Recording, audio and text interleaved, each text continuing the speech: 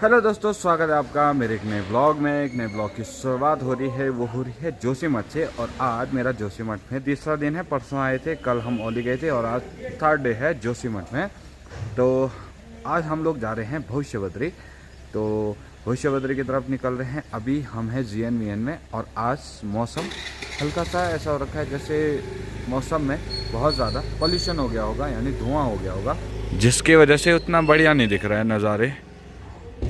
पहाड़ धुंधले धुंधले पड़ गए हैं। तो चलो, यहाँ पे वैसे मौसम ठीक है, थोड़ा ठंडा है, ठीक है, मतलब शहरों से बहुत ज़्यादा बढ़िया है। अभी हम लोग निकले हैं भविष्य बद्री के लिए और ये वही रास्ता है जो जाता है नीति के लिए, यानी तिब्बत बॉर्डर के लिए। यहाँ से दो बॉर्डर कटते हैं। एक कटता है आपका चाइना बॉर्डर जो है माना विलेज से थोड़ा सा आगे, जिसको अब लोग द फर्स्ट विलेज के नाम से जानते हैं। और नीति दूसरा विलेज है, उसके पास में जो है वो तिब्बत बॉर्डर पड़ता है। तो ये जो रूट जाता है ये जाता है नीति के लिए। देखो, आप जब किसी लोकेशन पे जाते हो तो वहाँ पे पहाड़ों के बीच में बसे प्यारे प्यारे आपको गांव जरूर दिखते हैं। और वैसे ही हमको भविष्य बद्री जाते टाइम एक बड़ा खूबसूरत गांव दिखा। ये गांव है हमारे जस्ट सामने और इस गांव के नाम है बड़ा गांव, जो कि बड़ा खूबसूरत है।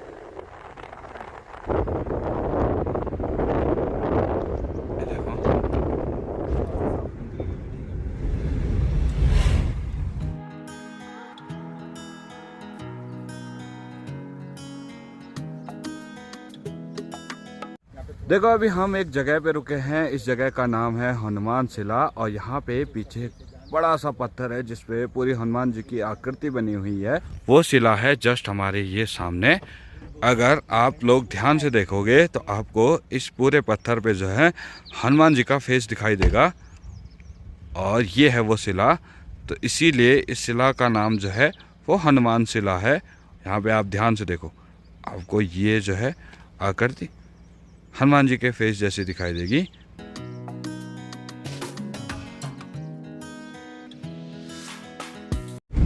तो यहाँ से जो ये नीचे वाली रोड है ये जा रही है नीति के लिए और हम चले हैं भविष्य बद्री वाली रोड पे। यहाँ से जो ये डिस्टेंस है, यानी भविष्य बद्री टेम्पल की जो डिस्टेंस है वो है 13 किलोमीटर। और रोड थोड़ा चढ़ाई भरी, लेकिन यहाँ की रोडें काफ़ी हद तक अच्छी हैं। यहाँ पे जो है सारे लगभग बॉर्डर एरिया आते हैं। एक है तिब्बत बॉर्डर एरिया और एक है चाइना बॉर्डर एरिया। तो जहाँ जहाँ बॉर्डर एरियाज हैं वहाँ पे रोडें बहुत अच्छी हैं। तो इसी वजह से यहाँ की रोडों का डेवलपमेंट अच्छा किया हुआ है। आप देखोगे नीचे जो तिब्बत बॉर्डर एरिया जा रही है वो रोड काफ़ी अच्छी है। फिर यहाँ पे भविष्य बद्री की तरफ आओगे तो रोड थोड़ा सकरी और वैसे ही मिल जाती है जैसे हमारे गाँव वाले एरिया में है। तो इतना ज़्यादा डिफरेंस आ जाता है एकदम से। यहाँ पे आर्मी कैंप है ये वाला। तो इसके बाद रोड देखना अभी आप, ये ऐसे पत्थर पत्थर खड्डे सब मिलेंगे इसके बाद। अभी हम हैं भविष्य बद्री पे और यहाँ पे आपको बोर्ड दिखाई देगा। तो यहाँ पे लिखा है भविष्य बद्री 0 किलोमीटर और यहाँ ऊपर पे मंदिर है। तो हमको थोड़ा सा ट्रैक करके जाना पड़ेगा। नहीं, आपको यहाँ पीछे केवल देवदार के पेड़ दिखाई देंगे। इसके बीच में कुछ मिक्स पेड़ भी हैं, जैसे ये वाला है। तो ये वाला मुझे चीड़ का लग रहा है, ये वाला पेड़।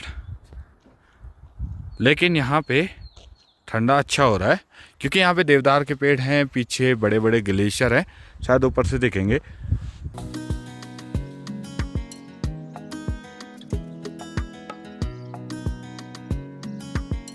तो यहाँ से जो मंदिर की डिस्टेंस है वो 100 मीटर करीबन ही होगी। यहीं ऊपर पे मंदिर है।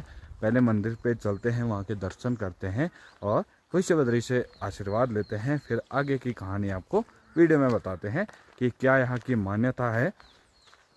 देखो, मंदिर जाने के लिए जो रास्ता है वो काफ़ी अच्छा है। देवदार के पेड़ और उनके बीच से जो है प्यारा सा रास्ता। ऐसा भी कभी ड्रीम हुआ करता था कि देवदार के पेड़ देखने का, लेकिन अब जो है धीरे धीरे ट्रैवल कर रहे हैं तो ड्रीम कंप्लीट हो रहे हैं।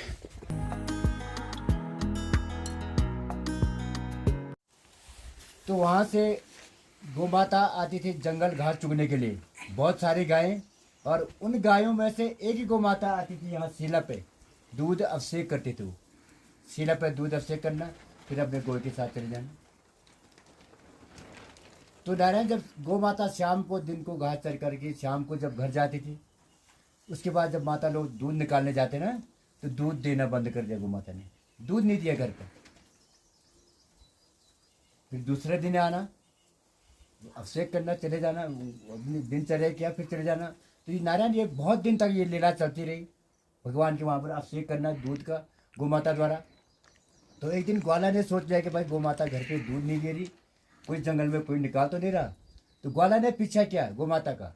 गौ माता आई शिला पे जैसे पहले आती थी, और ग्वाला भी चला। ग्वाला कुछ कदम चल के नारायण भगवान ने लीला कर दी, उसको नीचे बैठा दिया। उसको बैठने से वो ध्यान मुद्रा में ऐसा ऐसा हो गए, आंख बंद हो गई, उसके ध्यान में बैठ गया। वो देख नहीं पाए कि गौ माता कहाँ जा रही, क्या जा रही। गौ माता शिला से नीचे चलेगी अपने और साथियों के साथ, तब जाके ग्वाले की नींद खुली। तो ग्वाला जंगल में घूमने लगा गौ माता ढूंढने को। गौ माता कहाँ मिलती, गौ माता तो वापस चले गई थी।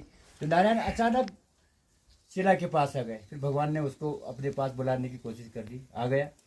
शिला के पास आकर के पूरी दूध अभिषेक होकर दूध बह रही थी नीचे, उसके चरणों में दूध के धब्बे पड़ गए। तब जाके उसको पता चला कि मेरे गौ माता ने ये में दूध चढ़ाया हुआ है, पहले का भी चढ़ाया हुआ था, आज का दूध ये बह रहा है। तब जाके उसको भगवान के दूध चरणों के दर्शन हो गए। तो नारायण शाम को घर गए, वो बता दिया अपने गांव वालों को, अपने परिवार को, भाई ऐसी सी लीला है। तो दूसरे दिन नारायण समस्त ग्रामवासी सुबह द्वारा और भगवान की प्रथम पूजा की गई, और गौ माता की भी पूजा की। तब से यहाँ पर भगवान प्रकट होना शुरू हुआ। तो शास्त्रों में लिखा है नारायण कि जोशीमठ में जो भगवान नरसिंह जी की मूर्ति है ना, आसन पर विराजमान है, तो उनके एक बाह जो है घिसरी, वो पतला हो रहा, जिस दिन वो सिंहासन से नीचे गिर जाएगा, उस दिन बद्रीनाथ में नर और नारायण पर्वत आपस में मिल जाएंगे, और आपके सामने विराजमान भगवान हैं, वो चतुर्भुज रूप लेके प्रकट हो जाएंगे। अब 12 महीना पूजा अभी भी होती है नारायण, और अब तब भी 12 महीना पूजा होगा। ये लीला है नारायण। तो भगवान प्रकट कैसे हुए नारायण? पहले शिला पूरी बराबर थी, ये पहले की फोटो है, ये 30 साल पहले की, देख रहे हो ये वाली, उसमें कोई आकार नहीं है ना। भगवान प्रकट हुए नीचे कुंड से, ये कुंड है, नीचे कुंड, भगवान प्रकट होकर यहाँ से कुंड से ऊपर ये चेहरा आ रही है, देख रहे, आंखें देख रहे, ये आ रहे हैं, आंखें निकल जाएंगी। ऊपर शेषनाग भगवान है, पीछे मुकुट के पीछे, ये गणेश जी हैं, ये गरुड़ जी हैं, किरीट मुकुट, और लक्ष्मी नारायण, और ये भगवान का हाथ है, एक भगवान खड़े मुद्रा में है। ये लीला है नारायण। भविष्य के बद्री विशाल, वो बद्रीनाथ विलुप्त तो हो जाएगा, ये लीला है। और दीदी प्रसाद लिया। देखो, जो भविष्य बद्री का मतलब है वो है भविष्य में जो बद्रीनाथ मंदिर बनेगा, यानी जहाँ पे बद्रीनाथ महाराज की पूजा होगी, वो यही वो जगह है।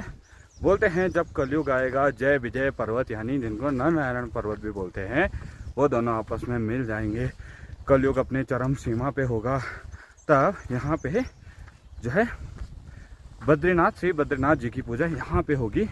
तो जो मैंने आपको पहले स्टोरी बताई थी कि हमारे वेदों में लिखा हुआ है, शास्त्रों में लिखा हुआ है कि नरसिंह भगवान की जो मूर्ति है वो मेल्ट हो रही हैं, उनकी भुजाएं मेल्ट हो रही हैं। जब वो भुजाएं मेल्ट हो जाएंगी तब बद्रीनाथ भगवान की पूजा बद्रीनाथ में नहीं होगी, यहाँ पे होगी।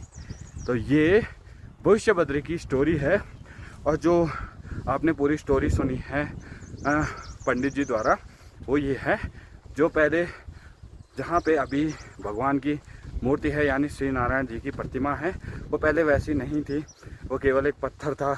धीरे धीरे पत्थर अपना आकार ले रहा है, तब जाके वो मूर्ति अपने आप ऑटोमेटिकली बन रही है। अभी हम लोग हैं देवदार के जंगल के बीच में, और यहाँ के नज़ारे बड़े प्यारे हैं। और देवदार पे भी एक फल लगता है, जिसको आप लोगों को पता है, हमारी लैंग्वेज में हम इसको छेंती बोलते हैं, और इसके अंदर छोटे छोटे फल होते हैं, बीज होते हैं और उनको खाया भी जाता है, लेकिन देवदार के तो मैंने कभी टेस्ट नहीं किए, लेकिन चीड़ के पेड़ के हम लोग खाते हैं और वही बीज उड़ के जाते हैं और दूसरे पेड़ उगते हैं। बाकी जो ये देवदार की ये पत्तियां हैं, ये वाली, ये बहुत ज़्यादा फिसलन भरी होती है, कोई भी जूता इनमें ग्रिप नहीं कर सकता, खासकर जब सूखा हो, उस टाइम पे तो ग्रिप करना बहुत मुश्किल है।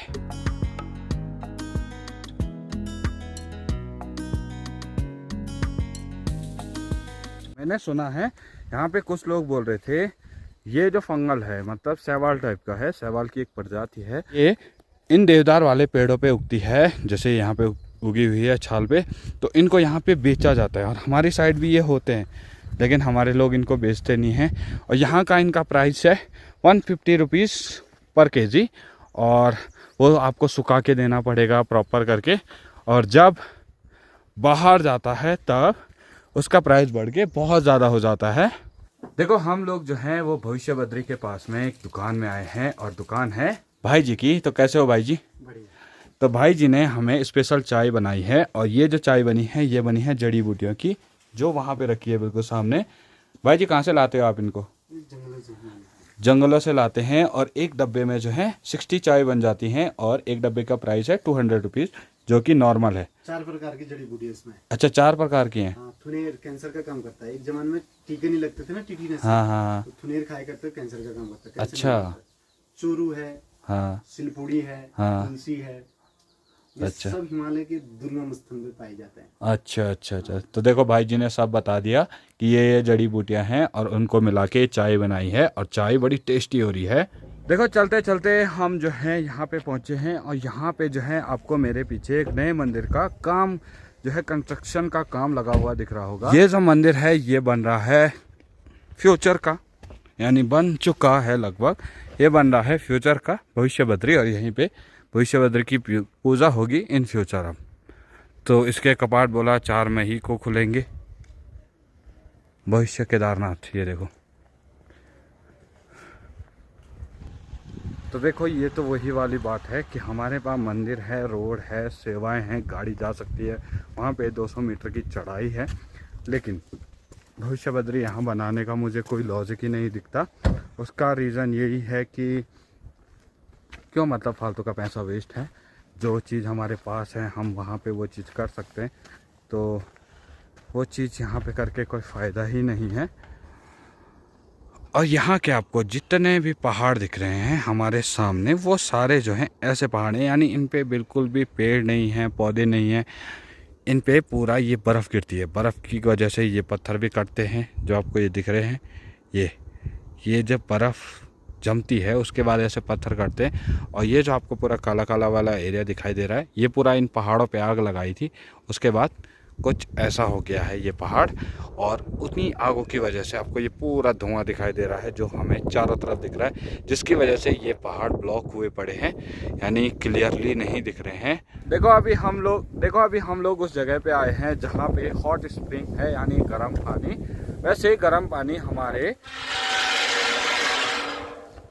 गौरीकुंड में जो गर्म पानी का ताल है, जहाँ पे नहा के केदारनाथ की यात्रा की जाती है, वहाँ पे तो हमने बहुत देखा है। और यहाँ पे अच्छा, यहाँ पे खड्डे बनाए गए हैं गर्म पानी के लिए, और ये देखो पानी में बुलबुले उठ रहे हैं, गर्म पानी।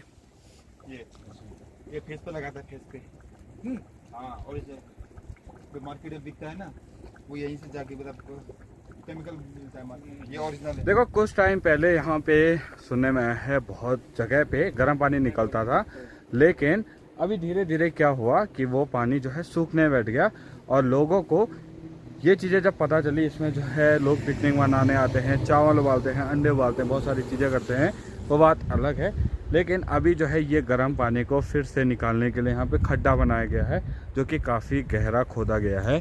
अभी हम लोग हैं शंकर गौरी मंदिर के पास, और यहाँ ये वही स्थान है जहाँ पे गौरी का तप्त कुंड है, और यहाँ पे गर्म पानी आता है। जैसे आपने केदारनाथ के मार्ग पे गौरी कुंड देखा है, जहाँ पे गर्म पानी का कुंड है और लोग नहा के अपनी यात्रा करते हैं।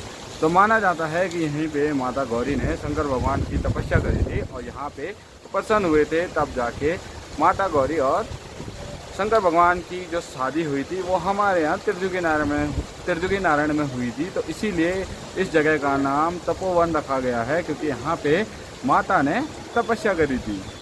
और अभी यहाँ पे एक कुंड का काम चला हुआ है, यानी कुंड का मेंटेनेंस चल रही है। कुछ टाइम बाद कुंड की मेंटेनेंस जब ख़त्म हो जाएगी तब इसमें फिर से पानी लगा दिया जाएगा और ये कुंड गर्म पानी से भर जाएगा, फिर लोग यहाँ पे आके आराम से नहा सकते हैं। फिलहाल जो गर्म पानी है वो डाइवर्ट कर रखा है यहाँ पे, और कुछ भाई लोग यहाँ पे नहा भी रहे हैं। देखो अभी हम लोग पहुँचे हैं विष्णु प्रयाग पे, और ये वही प्रयाग है जहाँ पे अलकनंदा और धौलीगंगा का संगम होता है। अलकनंदा जो है वो बद्रीनाथ धाम से आती है, जो बद्रीनाथ धाम है वो अलकनंदा के तट पे बसा हुआ है, और धौलीगंगा ऊपर से आती है। और ये देखो यहाँ पे लिखा हुआ है धौलीगंगा एवं अलकनंदा संगम द्वार। कालू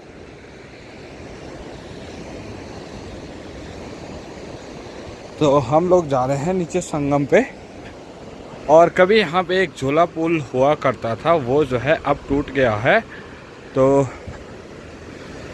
अब उसको निकाल ही दिया है। सामने से एक बड़ा सा पहाड़ लैंडस्लाइड हो रखा है, तो उसी की वजह से अब उधर जाने का रास्ता बंद हो गया होगा, जिसके वजह से पुल को तोड़ दिया है।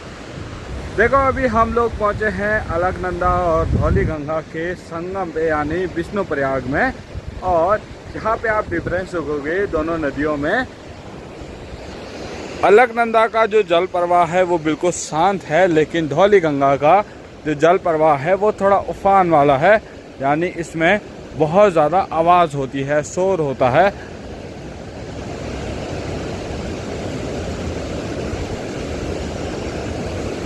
तो धौलीगंगा में थोड़ा ज़्यादा शोर है, लेकिन अलकनंदा बिल्कुल शांत है। तो थोड़ा यहाँ पे मुंह धो लेता हूँ, उसके बाद ऊपर चलते हैं, क्योंकि संगम की एक अपने में मान्यता है।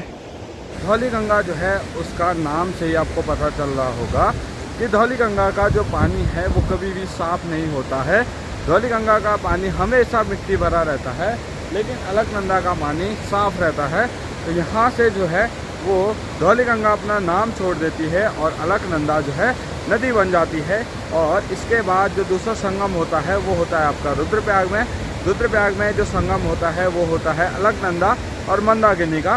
तो वहाँ से मंदाकिनी अपना नाम छोड़ देती है और फिर आगे प्रवाह होती है अलकनंदा के नाम से। उसके बाद जो संगम होता है वो होता है आपका देवप्रयाग में।